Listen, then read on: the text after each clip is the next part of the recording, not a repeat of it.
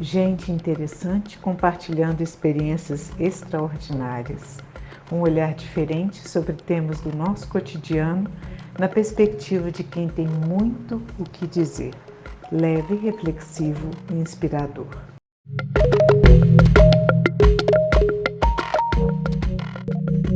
Olá! Olá, Ana. Boa Olá! noite. Boa noite, Boa noite, sejam todos pessoal. muito bem-vindos. Este é o episódio 40 do nosso evento podcast, Conversa Paralela Comigo. Episódio 40, que trajetória prazerosa e que alegria nesta ocasião seguir na companhia de nossa valorosa apoiadora, a AVEC. Nosso último episódio da temporada 2 do nosso evento podcast é apoiado pela Associação Efigênia Vidigal de Educação e Cultura. Fundada por um grupo de educadores do Instituto Efigênia Vidigal, a AVEC acredita no poder transformador da educação e na força do voluntariado. No programa de educação tecnológica, atividades são oferecidas a alunos das escolas públicas mineiras. Se você quer ser voluntário em nossos projetos, é professor ou aluno do Sistema Público de Ensino, acesse www.avecmg.org.br e saiba como participar. E vamos juntos. Nosso tema de hoje, projeto de vida e o novo ensino médio. Quando ouvimos sobre projeto de vida, já imaginamos logo algo construído ao longo de um percurso. Se vinculado ao tempo da escola, tão importante como a trajetória acadêmica, um projeto de vida nasce e se expande a partir de conexões sobre uma educação integral. O ensino médio é um momento promissor para que estudantes reflitam sobre si mesmos, seus sonhos, frustrações, sentimentos, opiniões, necessidades e interesses. Também é o momento ideal para se aumentar o autoconhecimento e a autoestima, para conhecer mais e melhor o mundo que o cerca, bem como ampliar e aprofundar vínculos sociais e afetivos. Esclarece o professor Paulo, que compartilha conosco esta nossa conversa.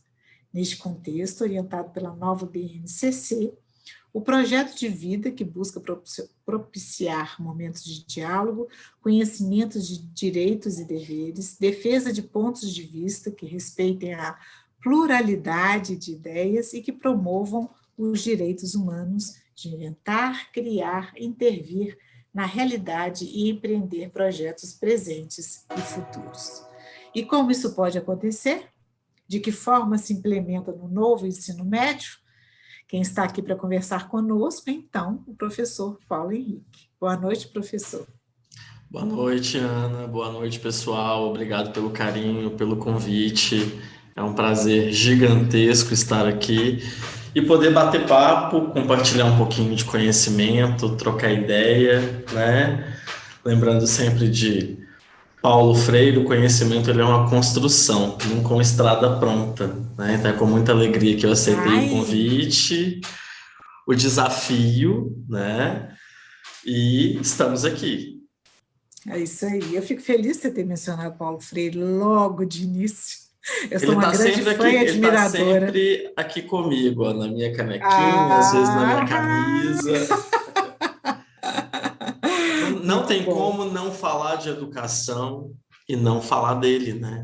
Eu acho que sempre que o desespero bate, eu corro ali no meu Pedagogia da Autonomia, que é o meu livro preferido dele, releio, penso, repenso, e aí a gente segue, né? A gente segue. E você sabe que esse é meu livro preferido também? Do Paulo Freire? É esse. Sério? Que bacana. Acho ele um livro muito inspirador, né?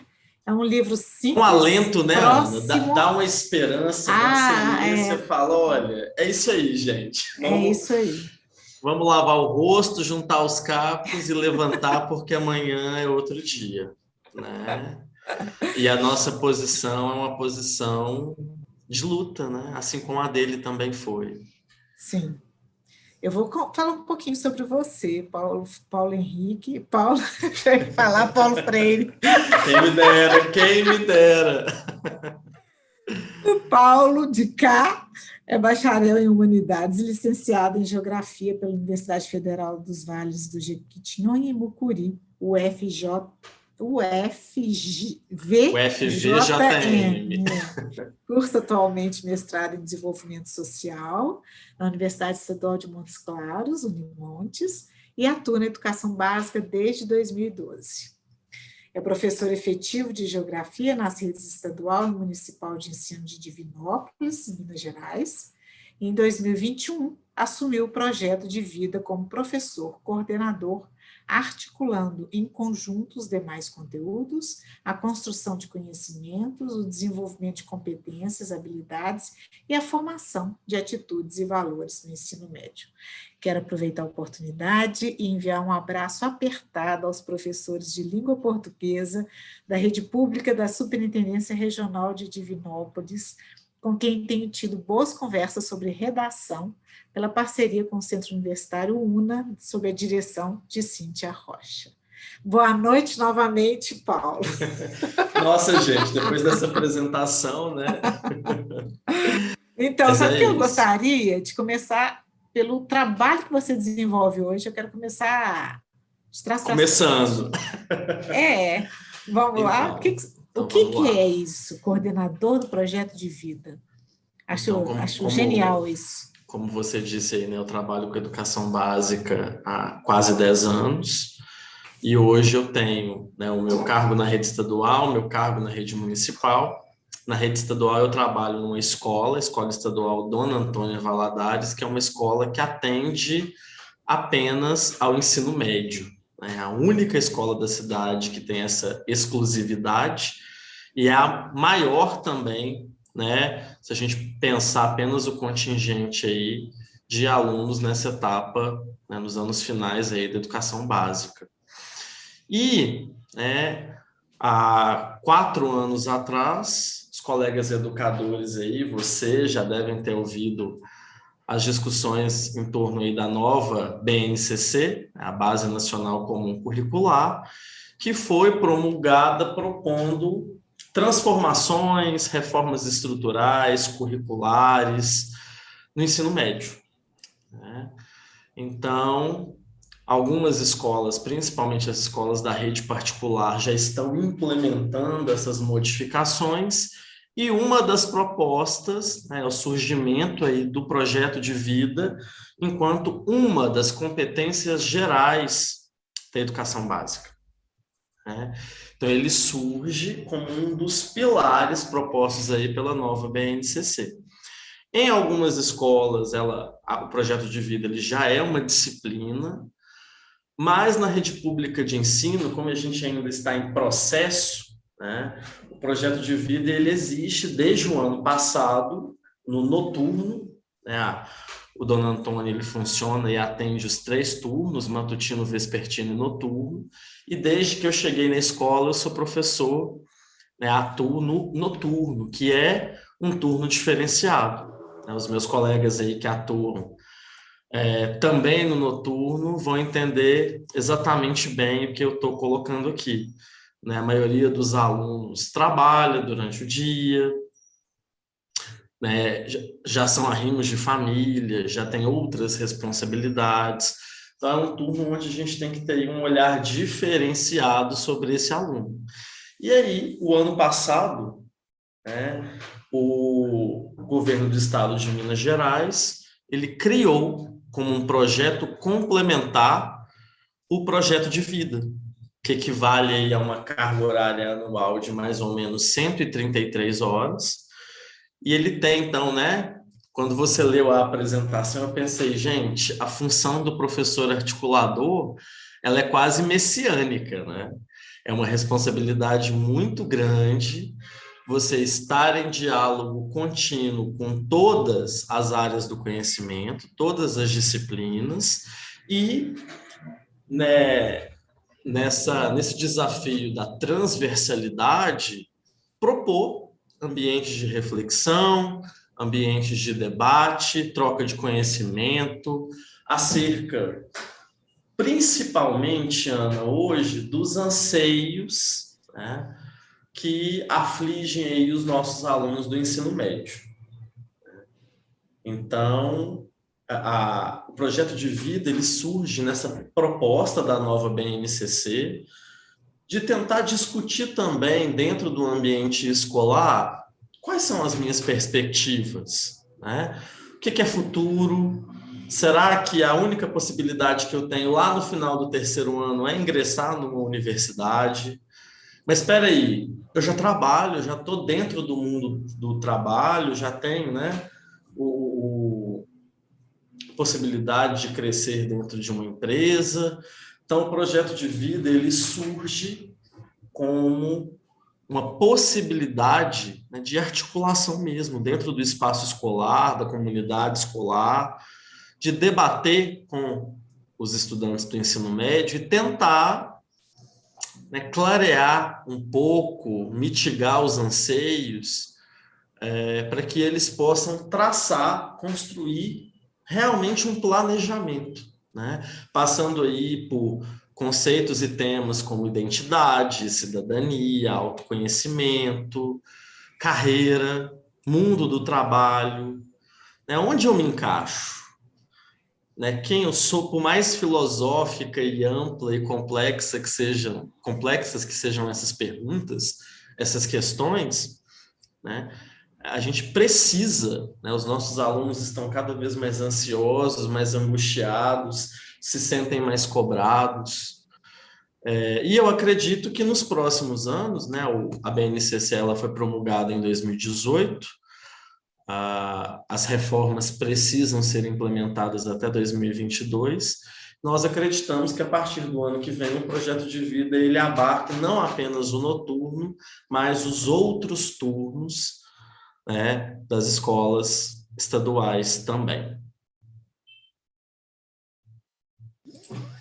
Muito bem, então nós começamos Tentei pela fazer tarefa... um preâmbulo aí. É isso aí, nós começamos pela tarefa messiânica, né? Que é uma trajetória em si, que já consta, né, de um grande caminhar, você dizer sobre o projeto de vida, mas há essa articulação entre os demais caminhos, né, possíveis. Essa articulação, ela pode acontecer de que maneira, Paulo? Então, o projeto de vida ele não tem uma aula específica, né? Não tem um dia, um momento específico. Eu acompanho os meninos o tempo todo, os meninos e meninas o tempo todo. Então, por exemplo, a nossa aula inaugural, né, de 2021, ela foi sobre a temática identidade. E aí, o que eu fiz? Catei a professora, uma das professoras de arte, uma das professoras de língua portuguesa, um amigo que é inspetor de ensino e psicólogo, e falei, vamos lá, vamos discutir identidade na literatura, na arte, discutir um pouquinho como que a psicologia, né, alguns caminhos aí, porque a adolescência, né, inclusive é um dos conceitos que é discutido quando a BNCC fala aí de formação integral e integrada. Quem já teve acesso ao documento, já deu uma estudada, eles trabalham muito em cima do conceito de juventude, né? Juventude e juventudes, entendendo que o jovem brasileiro, o estudante de ensino médio, ele é complexo, multifacetado, a gente está falando de diferentes realidades, diferentes contextos, porque isso é o Brasil, né? Isso é o Brasil. Então, partindo aí lá do nosso documento norteador, a gente precisa sanar um pouco, né? Tentar pelo menos mostrar possibilidades para esse adolescente e para essa adolescente angustiados. E o tema identidade, ele é muito bacana, ele é muito interessante. A gente fala sem falar. Então, quando a professora de literatura trabalha poesia, né, a gente trouxe Florbela Espanca, Carlos Drummond de Andrade, Adélia Prado, minha conterrânea divinopolitana, né? A professora de arte trouxe um artista de Belo Horizonte que você já deve ter ouvido falar ou conhecer, o Paulo Nazaré, que é um artista, inclusive, premiado internacionalmente, que é um cara que coloca na prática artística dele, na vivência, o debate de identidade, né? Então, assim, isso é muito bacana, mostrar para os meninos. A gente herdou, né, da escola filosófica positivista essa herança dos saberes nas caixinhas, e a gente vai levar um bom tempo para poder quebrar essas barreiras, essas paredes, e mostrar que, na verdade, o conhecimento ele está muito mais interligado, conectado, do que delimitado, Sim. né? Então, claro que nós temos formações específicas, né? Eu sou professor de geografia, nunca vou deixar de ser, mas nada Uhum. impede que eu faça debates com todas as áreas do conhecimento. Então, a gente começou pela discussão da identidade, os meninos têm algumas atividades que eles vão fazendo na proposta da construção de um portfólio, né? Passamos pela discussão de juventude, o que é ser jovem, como eu me encaro enquanto jovem, e por mais assim que a princípio você olha e fala, gente, mas é tudo tão, a princípio, primitivo, simples, os meninos tiveram uma dificuldade, né? Aluno me procurou e falou, gente, mas isso não é a escola, isso é psicologia. Eu parar e pensar quem sou eu, listar 5 potencialidades, vou dar conta de responder isso não, professor. Falei, vai, você vai ter tempo, olhar para dentro de si é complexo, é um desafio, né? O Sim. desafio do autoconhecimento e mostrar para eles que a gente não vai ter essa resposta pronta. É um trajeto, é um caminhar, é uma Sim. Sim. construção, né? Vou chamar lá o Guimarães Rosa, né? Viver é um eterno rasgar-se e remendar-se. Olha a literatura Uhum. mais uma vez falando de identidade, né?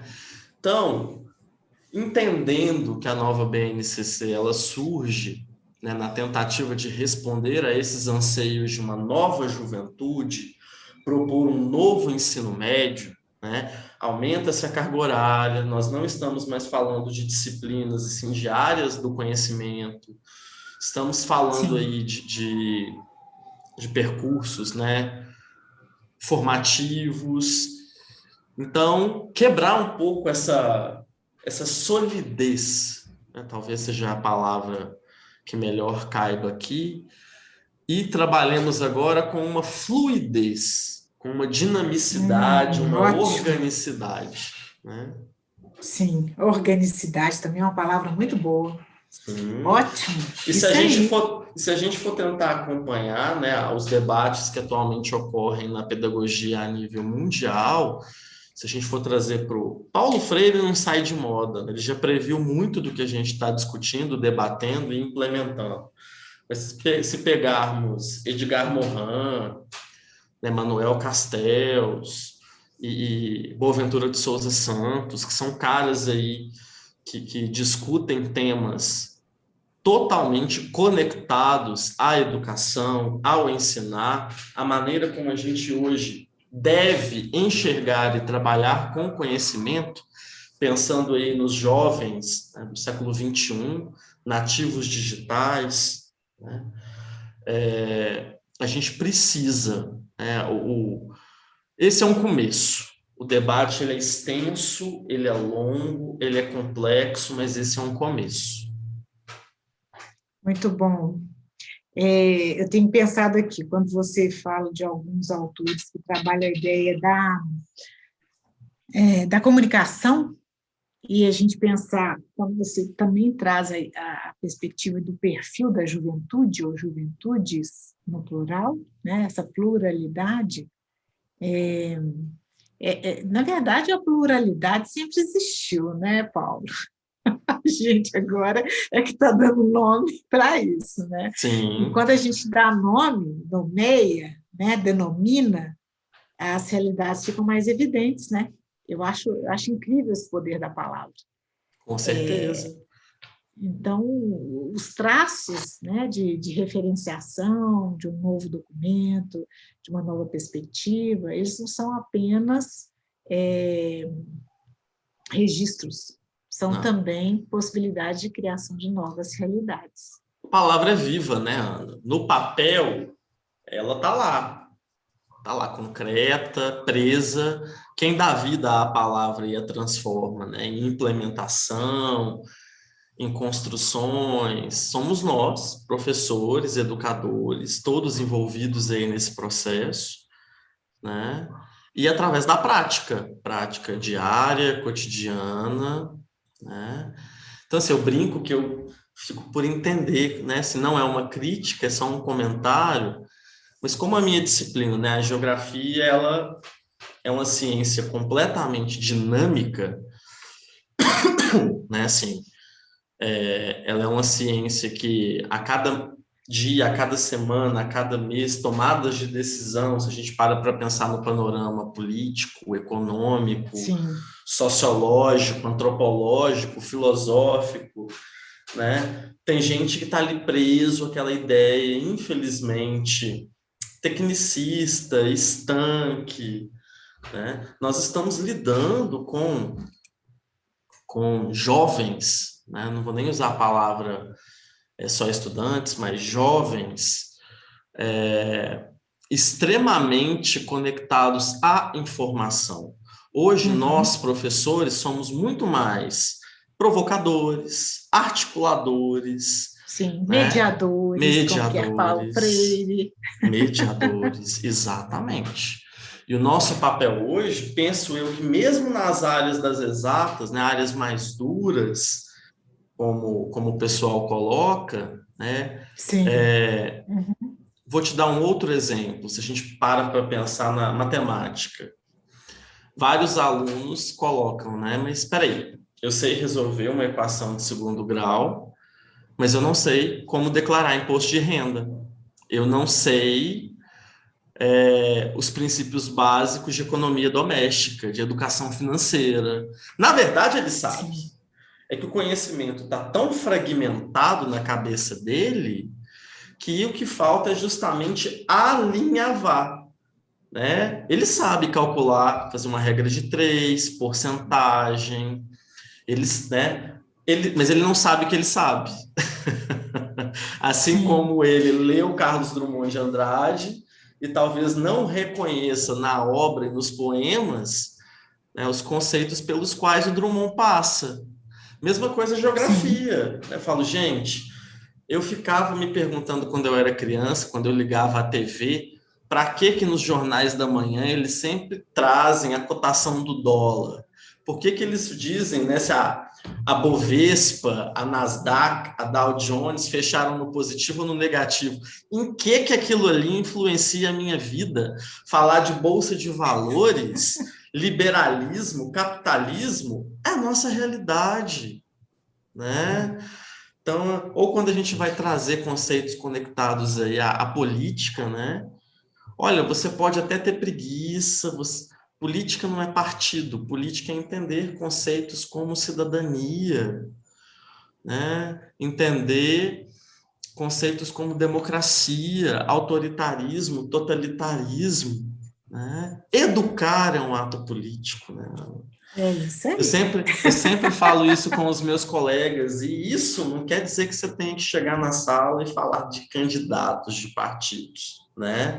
Se você já discute, né, essas questões conectadas ao que a própria BNCC traz e chama de formação integral e integrada, você está entendendo o que é esse educar, né?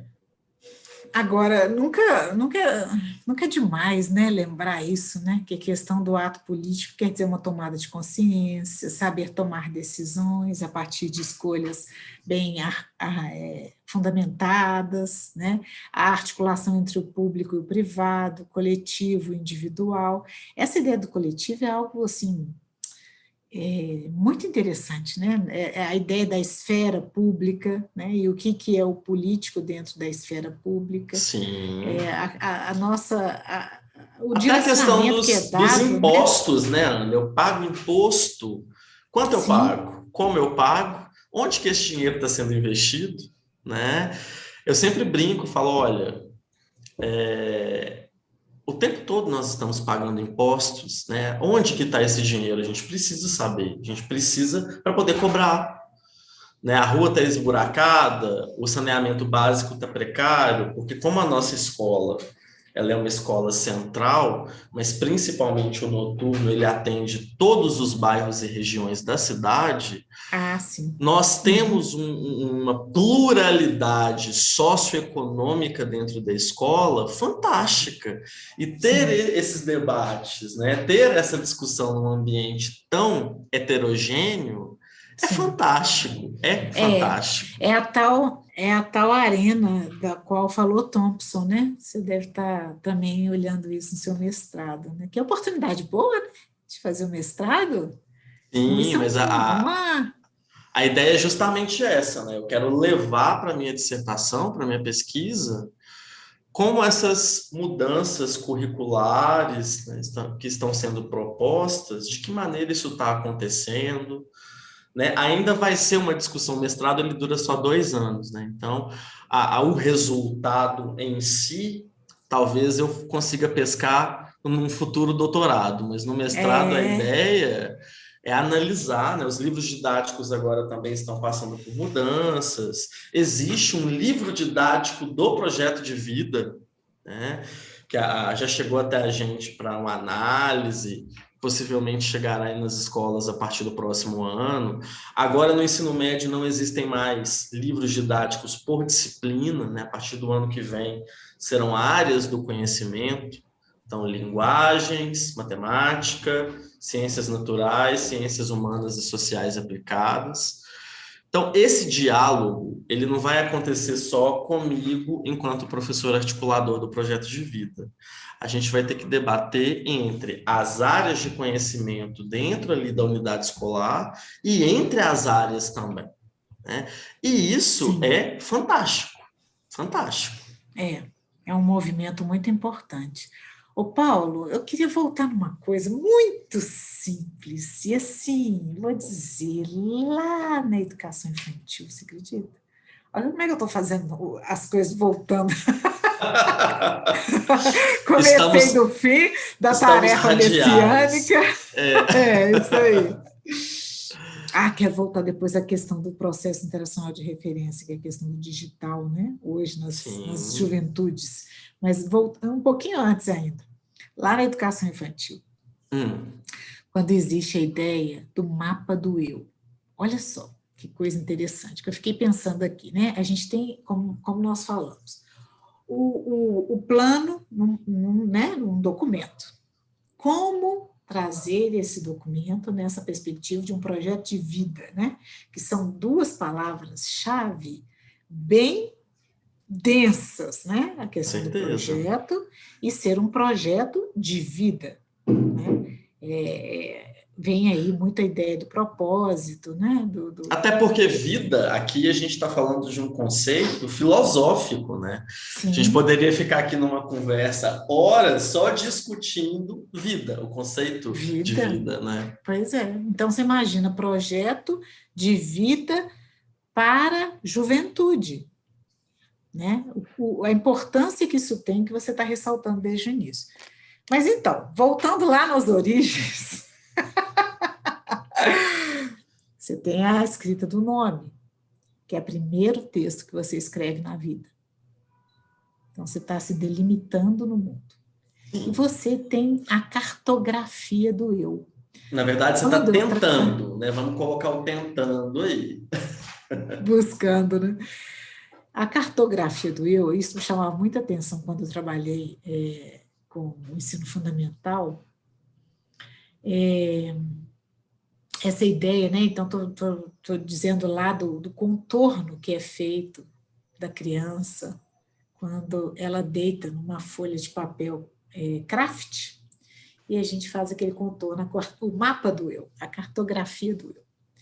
E é tão interessante que isso é algo que vai permear de diferentes formas, obviamente, de diferentes densidades, essa cartografia da qual especificamente você é professor. Então, nós estamos falando agora aqui de geografia especificamente, da sua área. A gente está dizendo de territorialidades, né? Sim, com E olha certeza. como que, numa coisa tão simples e um ponto tão inicial, que é esse mapa do eu, que é conduzido lá na infância, né, ou né, no ensino médio, né, no ensino fundamental, nos anos iniciais do ensino fundamental, é trazido, né, nessa trajetória, nesse percurso acadêmico, né, da educação básica, com uma territorialidade de identidade que pode ser resgatada lá, né, como a sua história de vida, porque um projeto é aquilo que vai para frente, né? É o que projeta, o que você pode imaginar daí adiante. Mas a gente não pode pensar nada daí adiante sem retomar a nossa, vamos dizer, ancestralidade, né? Com Então, que certeza. interessante essa ideia da territorialidade. Estou pensando aqui nas possibilidades do projeto de vida e especificamente na sua área. Se a gente parar para pensar em cada área, né, como você falou, há coisas do cotidiano e há coisas também que são de lá de trás, que a gente pode trazer nesse cotidiano do aluno. Ana, quem fala, fala de um lugar, né? Então, fala de um lugar. Então é isso.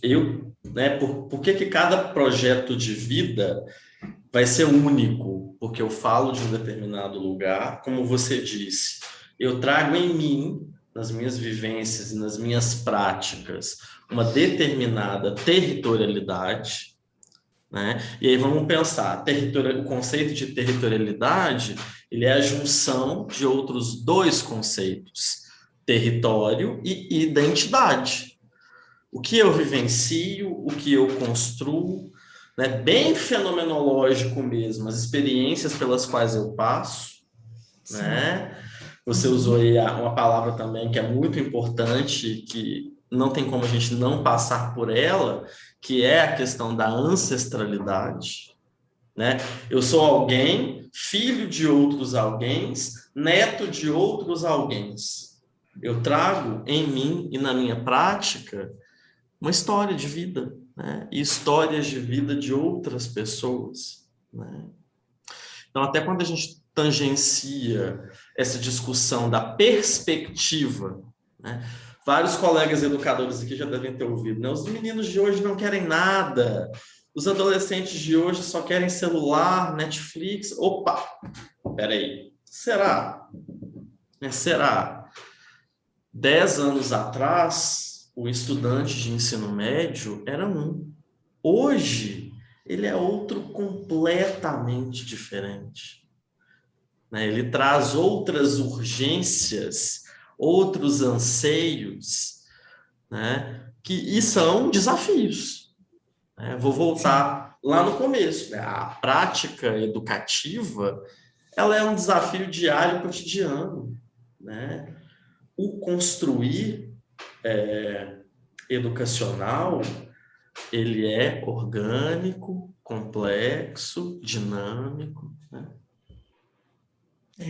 O Paulo Henrique, eu vou fazer uma breve interrupção aqui para a gente trazer duas contribuições aqui no chat, a VEC presente, que é a nossa apoiadora, e tem uma pessoa que mandou um grande abraço, querido Paulo Henrique, mas não sei quem é, então se puder deixar aqui depois esclarecendo o nome de quem está mandando um abraço. Um abraço para essa pessoa e para todos que estão aí nos assistindo.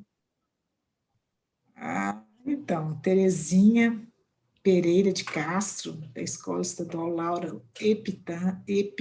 Epifânia. E o Flávio Júnior Pereira, professor de matemática da Escola Estadual Pedro Luiz, da Pecerica, Minas Gerais, também trabalha com projeto de vida nas turmas do segundo e terceiro anos do turno da noite. Que coisa boa!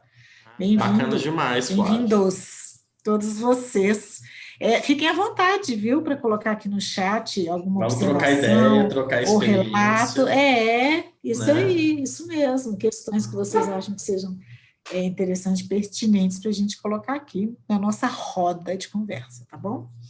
Então, voltando àquela questão do Manuel Castells, que eu acho interessante a gente pensar sobre a ideia da comunicação. A comunicação vai perpassar todas essas áreas também, né? Porque, afinal de contas, a gente vai se formar pela comunicação e a gente vai se constituir como sujeito na comunicação com o outro, na identificação do outro como diferente de mim, né? E isso vai se dar na comunicação. Nós falamos alguns episódios sobre comunicação não violenta.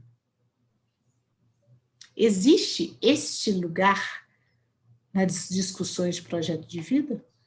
Com certeza, né? Se a gente está falando de uma proposta que busca tentar aí mitigar os anseios das nossas juventudes, justamente construindo esses lugares de debate, vamos lembrar que num debate a gente fala, mas a gente também ouve, né? E a gente precisa, né, assim, ouvir muito os nossos alunos, né, de ensino médio, porque os anseios são muitos. Então, afiar, né? Não sei se a palavra seria afiar, mas aprender a prestar mais atenção e buscar. Acaba que essa questão do projeto de vida, como a gente colocou lá no começo, ela acaba tangenciando essas questões psicológicas, fenomenológicas, né? A gente acaba aí passando por essas questões do autoconhecimento. Não sei se eu estou conseguindo responder a sua pergunta. É isso mesmo. Eu acho que você tocou num ponto, para mim, que é crucial. Como professora nos cursos de jornalismo também, eu vejo muito isso, e a gente teve a oportunidade de conversar recentemente aqui sobre, em outra perspectiva, mas sobre isso também, a questão da escuta. Quando a gente entra num curso de jornalismo, o que a gente quer falar, né?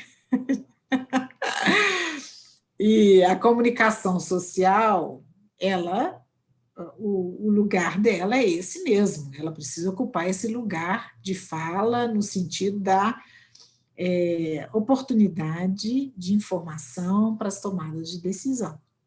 Ok.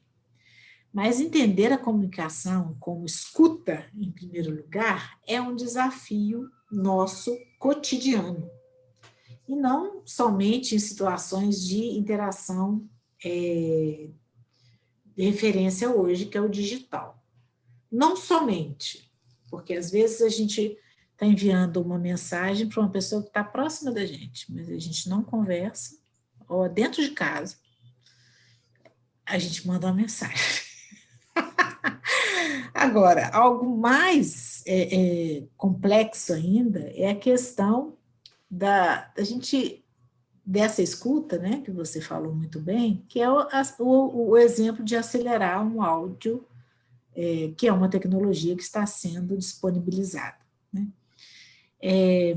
Como a gente pode proceder a essa potencialização do ouvir dentro de um projeto de vida?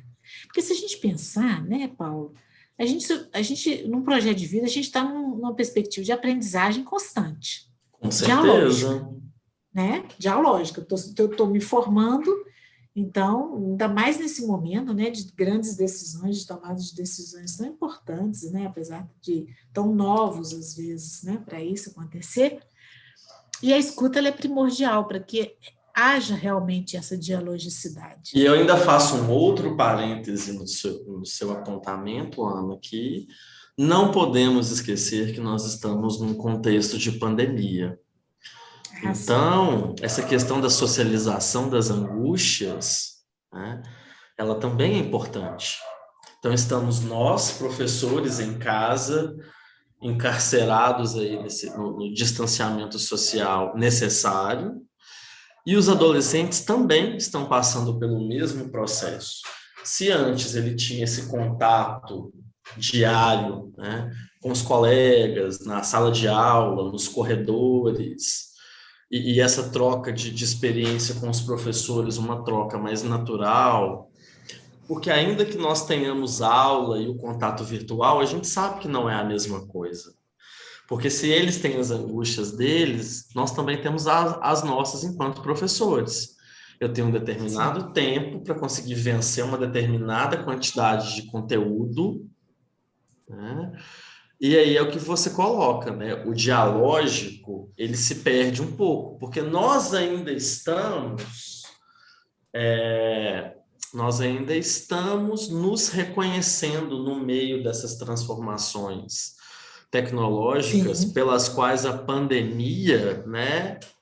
A pandemia impôs todo esse aparato. sim, Antes, é claro que a internet, o computador, o slide, as lives, elas já existiam, mas aí veio a pandemia e nos impôs todo esse aparato tecnológico e pessoas foram obrigadas a se alfabetizar digitalmente do dia para a noite, né? sim, sim, E precisamos, no meio dessa loucura toda, ainda entender como iam ficar as relações sociais.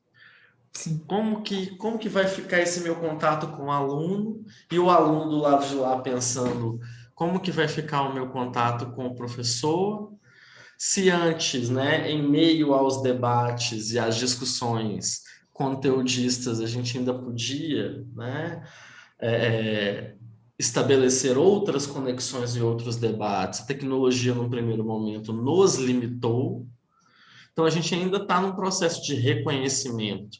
Isso que você coloca do ouvir, ele é extremamente importante. A gente teve um debate na escola, porque lá, além da plataforma oficial ofertada pelo governo do estado, nós temos grupos no Telegram.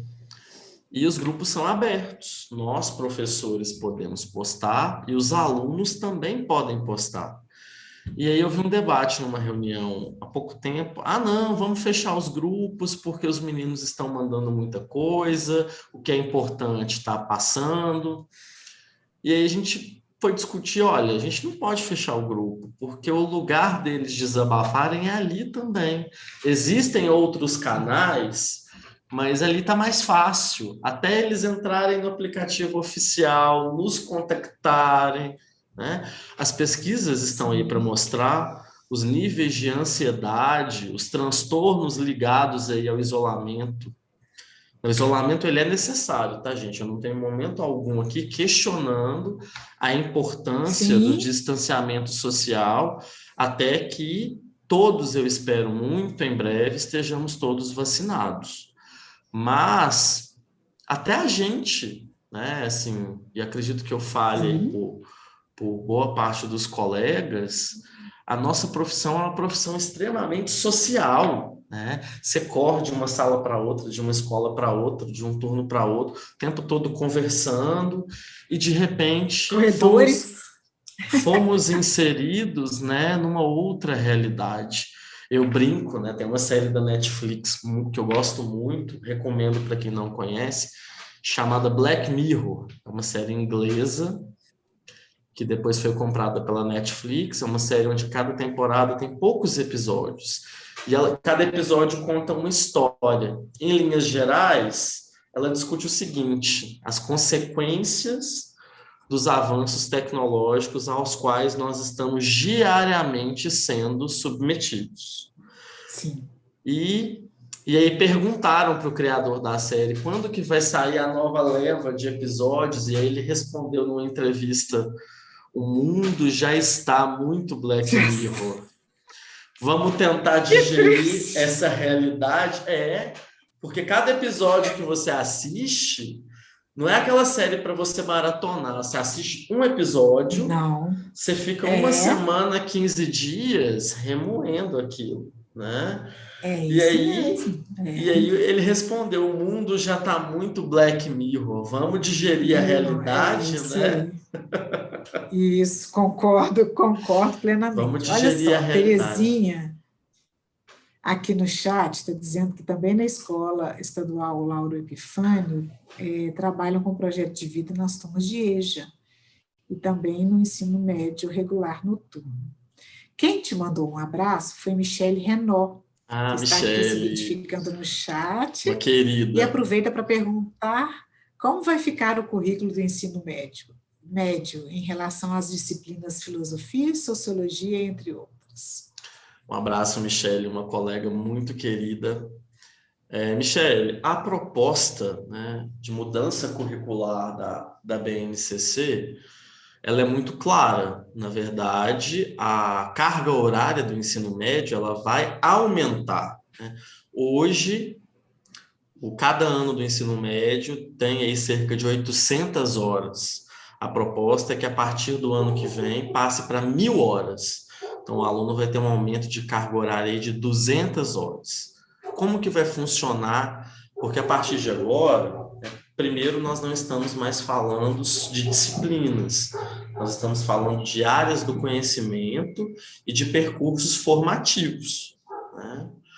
Então, a princípio, nenhuma disciplina some, né? A gente só vai ampliar o diálogo entre as disciplinas. E ainda não veio uma normativa mais clara, né? Pensando aí no governo do estado de Minas, como isso vai funcionar nas nossas escolas públicas, mas eu acredito que isso vai variar de escola para escola, porque cada escola atende um público e cada público tem um perfil, mas que as disciplinas de sociologia e filosofia vão continuar existindo, inclusive aí através dos percursos formativos, podendo ampliar, né, a maneira como isso vai ser feito, né, na prática. A gente ainda não sabe, mas nenhuma disciplina deixa de existir ou deixa de ser contemplada, né? E no meio aí, né, no diálogo entre as áreas dos conhecimentos, as áreas de conhecimento e os percursos formativos, está o projeto de vida, abarcando todos os debates propostos, né? Muito bem. Paulo, estamos chegando ao final do nosso, da nossa conversa, mas já... Agora que estava ficando bom... Então, nós podemos marcar para segundo semestre, a terceira temporada do podcast. Vai ser mais do que um prazer se você me convidar. Né? Tá certo. Então, Paulo, você teria alguma observação mais final em relação à ideia do projeto de vida que você gostaria de dizer que não deixaria de passar dessa vez para o próximo semestre? Ou você já encerraria sua fala? Como que é? Eu acho, né? Este ano eu estou como professor articulador, mas isso é muito interessante porque qualquer professor de qualquer área do conhecimento pode assumir essa função. E o desafio ele é muito grande, como eu disse lá no começo, né? Uma proposta quase que messiânica, mas é um desafio muito bacana. Eu sou uma pessoa que gosta de ser desafiada, né? Eu acho que o desafio ele faz com que a gente cresça, ele faz com que a gente progrida, quebre determinadas categorias cristalizadas que vão ficando ali ultrapassadas e que a gente construa novos conceitos, debates, conexões. E se vocês, nas escolas em que trabalham, tiverem a oportunidade, ainda que não como professor articulador, mas de trocar uma ideia, né? Mesmo que vocês não deem aula para o noturno, já existe muito material disponível, livros didáticos. Acho que vale muito a pena que vocês se inteirem do que já está acontecendo e acredito eu que a partir do ano que vem vá ampliar e abarcar, né, todos os turnos e todas as escolas que atendam o ensino médio. Eu gosto, né? Eu trabalho também nos anos finais do fundamental, mas eu tenho um carinho muito especial pelo ensino médio e um carinho ainda maior pelo noturno, porque eu acho, né, tentar muito mais do que ensinar geografia, muito mais do que só a questão conteudista pelas quais nós passamos e levamos a sério, mas trabalhar com jovem é muito bom, é muito gostoso, né? Talvez eles aprendam geografia, mas eu aprendo muito mais que eles, né? Eu aprendo muito mais que eles. Escola, né? É muito mais do que cultura livresca, né? Nós que estamos aí no chão da sala de aula, independente do nível, ou se é a rede privada, ou Sim, se é a rede pública, acho que todos os colegas aí concordam comigo, você, Ana, né, concorda comigo, sim. e momentos de grande transformação, né, momentos de crise, eles no primeiro momento nos assustam, mas eles também devem permitir que a gente cresça, que a gente se Uhum. rasgue, mas também se remende, né? É um momento muito angustiante, é um momento muito angustiante para todos nós, essa questão pandêmica, mas vamos tentar buscar acender aí a nossa luz, fazer o nosso trabalho de formiguinha, né? Nosso papel ele é um papel tão importante. Eu falo com Sim, tanto orgulho que eu sou professor, né? eu também. Eu falo com tanto orgulho que eu sou É tão bom, professor. né? Dividir isso com você. Isso é ótimo. Passo feliz, né? E muito obrigado pelo convite. Foi uma honra estar aqui com você, com os colegas que estão aí interagindo e nos prestigiando. Estou com muita saudade de uma sala de aula concreta, Não real, é? né? É Muita isso saudade do mesmo. dia a dia, né? Espero que logo, logo nós possamos estar tanto aqui no virtual quanto no real. Isso aí. Muito bem. É o que nos possibilita, né? Você está falando de onde mesmo? Divinópolis. Divinópolis. Então, você está em Divinópolis, a cidade de Divinópolis, né? Sim, Então, e sim. aqui em Belo Horizonte, pronto, tá vendo? Já é possível fazer isso. Então, a gente tem que continuar assim também, né? Aumentando o nosso horizonte. Com certeza. Então, aqui Eliane te dá os parabéns, sabe as palavras, muito competente, muito bom te ouvir, Paulo. Obrigado, Liane. E Vinícius Faria, parabéns, muito bom. A Michele, obrigado, Paulo, você é um sucesso. O Flávio Júnior Pereira, conteúdos muito bem abordados. Realmente é gratificante articular todas as disciplinas para um só fim, destacando a importância da interdisciplinaridade. Tenho trabalhado desde o começo do ano como articulador e tem sido gratificante. Parabéns pela palestra. Ô, Também amo gente. trabalhar no noturno. O noturno é a menina dos meus olhos, é a Terezinha.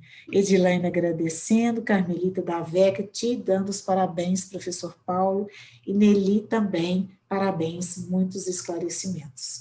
Obrigado pelo carinho, pessoal. Obrigada mesmo. Quem quiser um certificado de participação, pode preencher aqui no chat, no formulário, por gentileza, essa solicitação. E eu gostaria de finalizar com, olha só, nós temos pouquinho tempo, né, Paulo? Mas eu gostaria de finalizar com essa pergunta para você. Nessa temporada que se encerra hoje, da nossa conversa paralela comigo, nós convidamos você, Paulo, a refletir e se inspirar para uma perspectiva futura do nosso caminhar. Lições para 2021. O que a pandemia ensinou ou tem ensinado a você particularmente, Paulo? Que lição você traz para 2021? Que o nosso papel enquanto professores, enquanto educadores, ele é mais do que essencial para a sociedade. E que, na minha perspectiva, educar está se tornando cada vez mais um ato político de extrema importância. Eu acho que é isso. Assim. Eu acho que Muito falar, né, bom. estar discutindo conhecimento, estar debatendo ciência, né, pensando aí na perspectiva mais ampla possível, Sim. né, mais do que nunca, é mais do que essencial. Caroline Santos, parabéns pelas belas reflexões. E o Carlos Lucas, educar é um ato de amor e um ato de cidadania.